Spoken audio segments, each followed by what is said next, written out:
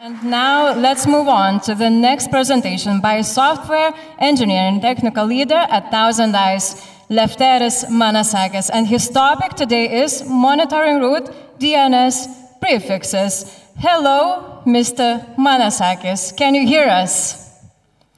Yes, let me see if I'm doing something wrong. That's fine. Oh, it's nice to see you. Okay, that's great. Good to see you as well.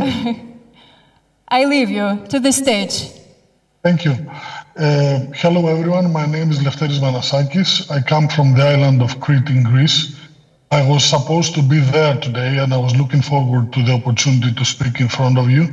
But unfortunately, I had a personal issue that kept me stranded in Crete.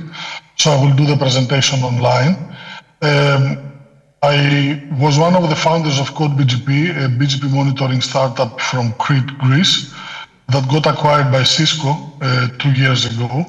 And today I'm going to talk to you about some of the work we did back then and we continue up to now, monitoring root DNS prefixes.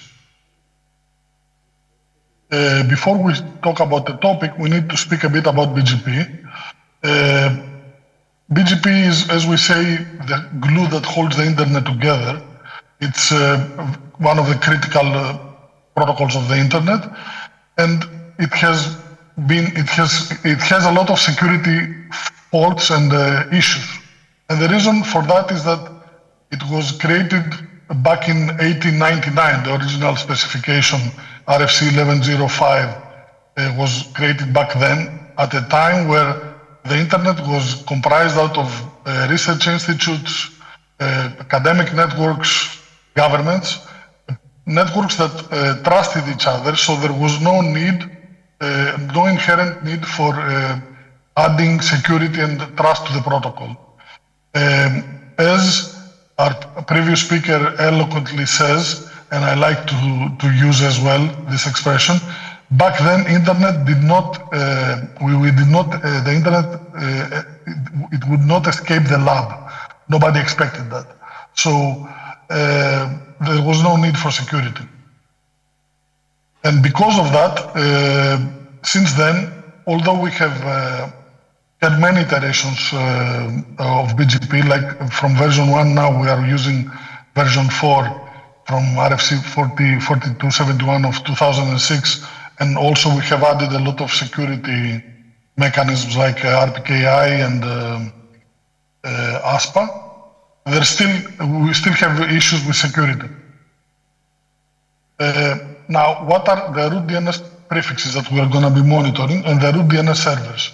The root DNS servers are the authoritative name servers for the root DNS, for the DNS root zone. And essentially, they are the core of the DNS infrastructure. We have 13 such V4 and 13 V6 prefixes, operated by 11 operators. And the question is, why monitoring them? Why did I have this idea of starting monitoring them? There are multiple reasons. One of them is they are critical internet infrastructure, therefore it's worth protecting. And also, one more subtle reason is that due to the anycast nature of these announcements, these DNS announcements are being anycasted, essentially announced by everywhere, like by hundreds of nodes all over the world per operator. So I would expect that any exact prefix hijack, and what is an exact prefix hijack? An announcement of the same prefix by a legitimate owner, by a network that does not own this prefix, but it's an exact prefix, not a super prefix, not a sub prefix. And the reason we care about exact prefix hijacks is that their impact is limited only to the area of the hijacker due to the fact that in BGP, the shortest path wins. So the hijacker, in the case of an exact prefix hijack, is affecting only the local area where it operates. So I would expect, due to the nature of this announcement being anycasted, that any impact on the data plane would be negligible. Therefore, these announcements and these events would go unnoticed. That was my hunch when I started doing that. Of course, there is a third reason why I was doing that. Back then, we were a small startup from Crete, and we wanted to detect events and, showcase what we're doing. I mean, obviously, let's be honest about this. But yeah, that was one reason as well. And you might wonder how you can alert on such events.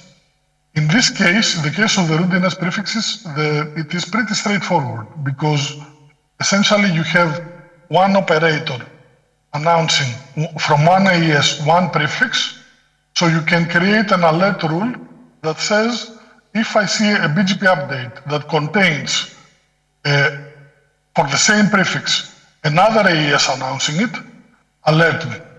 So it's quite straightforward. The only exception to this rule for the root DNS prefixes is VeriSign. VeriSign announces two different prefixes, V4 and two different V6. That's one change. And also, they use one unique ASN per node to make announcements. And that results in if you want to create alert rules for them, you cannot do it so straightforward. You need to use the 1000 Eyes API in this case to make such rules that are more complex. What is interesting is to see how the announcement is visualized by the 1000 Eyes platform of A-root in this case. On the left side, we have the monitors monitoring the specific A-root V4 prefix that is on the right side. In the middle, we see AES 7342, which is the core AES of VeriSign. And on the right side, we see all the nodes that are announcing this prefix from all over the world. All these nodes, all these AESs belong to VeriSign.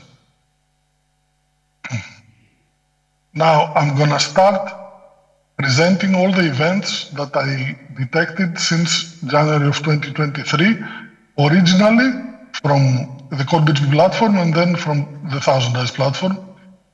So I started monitoring on January 15. And 12 days later, the first event popped up. AES 24028 appeared as origin of the V6 prefix of the Internet Systems Consortium.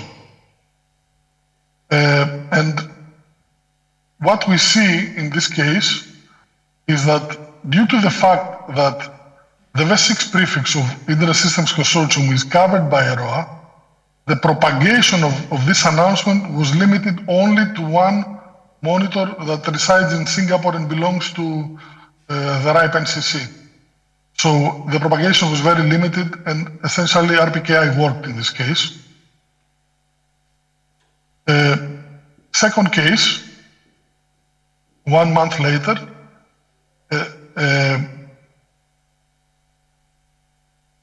AES 17639 appeared as origin again of the Internet Systems Consortium, the V6 prefix of the Internet Systems Consortium, and at the same date, at the same time, the same AES 17639, which is an AES called Converge ICT Solutions that has been reported in previous events as well, also was announcing the V6 prefix of E-root, of NASA, at the same date and the same time. What is interesting in this specific announcement, this specific event, is that the propagation of E-root versus F-root is almost 3 times larger. The blast radius of the event is almost 3 times larger due to the fact that F-root is covered by ROA, as we said before, but E-root is not, due to the fact that NASA uses a legacy prefix, essentially, that is not covered by ROA. And it was essentially a live experiment on the internet of what is the impact of RPKI, which was quite interesting. Next event that I detected was in June 12 of the same year, AES 201333 appeared as origin of the V4 prefix of RIPE NCC. And the impact, again, for this announcement, it is covered by this prefix. Therefore, the announcement had limited propagation only in Italy. In any case, in any event that I was detecting, I was always informing the root DNS operators. In this case, the good folks of RIPE NCC told me that there was a misconfiguration on one of the hosts. They withdrew the prefix there and the issue was resolved. And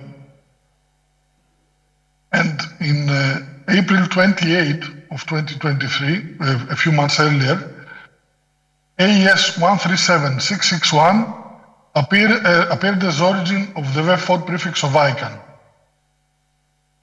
And for this specific event, there is a lot to talk about because it's quite interesting what happened there. So AES 137661 announces this prefix. It is being picked up by the provider, AES 9829. This AES is prepending themselves 7 times and is forwarding the prefix to Bharti Airtel, another network in India. And then Bharti propagates the announcements to all the public peering points, all the IXP presence, where they have IXP presence. And essentially was being picked up all over the internet, but due to the fact that the number of AES hops was very long, 11 AES hops, it was not being seen by any risk monitor other than one of our own monitors. I wrote a blog post about it, detailing all the findings that I had. One of the interesting things that I saw is that this AES 9829 was not prepending anything else other than this prefix. So it was quite interesting. And 1 year later, when we joined Thousand Eyes, the event was still ongoing. And this is how it is visualized by the Thousand Eyes platform. You see the legitimate path and how it becomes the illegitimate one. It was being picked up again only by 2 of our monitors in India, nothing else. Due to the limited visibility of this announcement, due to the long AES path, as we explained. One of the things that we were saying when we were at CodeBGP is that, we could only speculate when it comes to the data plane effect of these events, because the CodeBGP platform was a pure control plane monitoring platform. It just consumed BGP updates. So we had no way to estimate what would be the impact on the data plane of these events. We could only guess.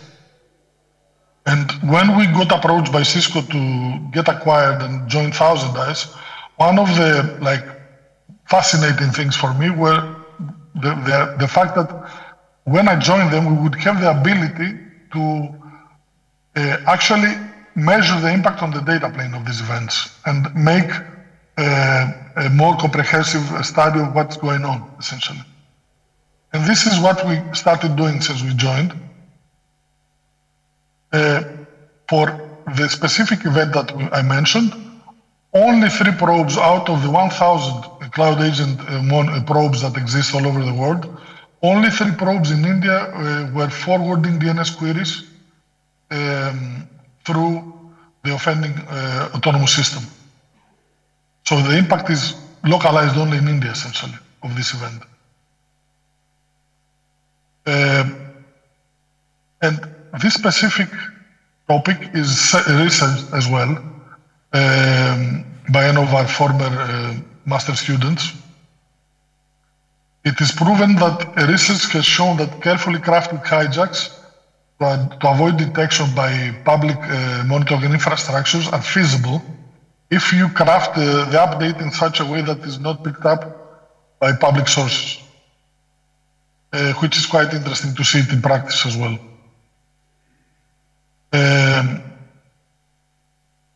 And lastly, I will present one more event in more detail, one event that the Thousand Eyes platform picked up pretty recently in June 20. AES3132, which is a Peruvian network, appeared as origin of the V4 prefix of ICANN again. Here we can see the visualization of AES paths, how the legitimate AES path, which is the one with the dots, is being withdrawn. This is a timestamp where this is happening, and the illegitimate path is being is visible from that moment on. One of the interesting things, again, was the limited visibility. Only 19 out of the multiple hundreds of monitors that we have was picking up this announcement.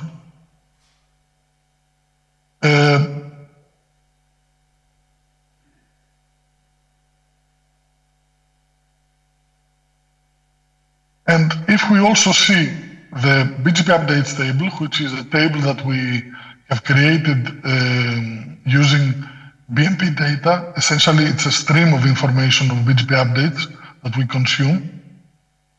We see that the network that is picking up and propagating this announcement is Lumen. And you might wonder, how can you measure the impact of this event on the data plane? Since we are talking about a root DNS prefix, and since we are talking about LRoot in particular, we need to create a root DNS test, a DNS test essentially, querying one domain that is suitable for this specific root DNS prefix. In the case of ICANN, one of the domains they support is .org. So I made a query towards wikipedia.org and used as lookup servers the V4 and V6 IP addresses of LRoot. That is the test that I created from the Thousand Eyes platform. And in order for this event to show up, you also need to create an alert rule that says if AES3132 shows up in the path, alert me, because it's not supposed to be there.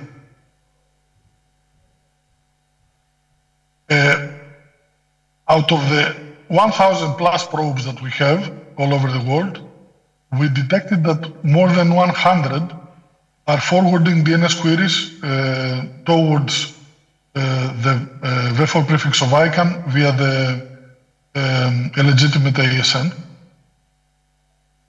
And I mean, we cannot be certain of exactly how much percentage of traffic is being forwarded through the illegitimate ASN, but given the fact that we have 1,000 plus probes, we guesstimated that it's about 10%, because I mean, we see paths, but we do not see actual traffic, right?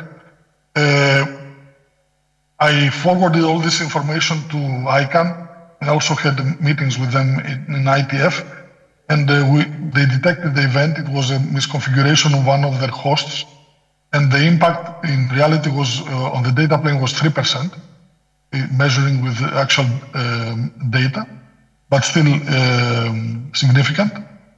And since then they have fixed the misconfiguration. Lastly, the conclusion from all these events, first of all, in BGP, the more you look, the more you find. There are a lot of things that are going on, and a lot of illegitimate paths that exist that are hidden due to the fact that in BGP you see only the best paths. And whenever an outage takes place, a lot of skeletons get out of the closet, as I say. That's one use case. Another case, of course, is misconfigurations, human errors. And of course, we also have the people that are doing things maliciously. So the more you look, the more you find. And essentially there is a need for people to monitor BGP and take a look at what's going on. Thank you very much for your attention, and I would love to hear your questions. Thank you very much, Mr. Manassakis. Yeah, give him applause.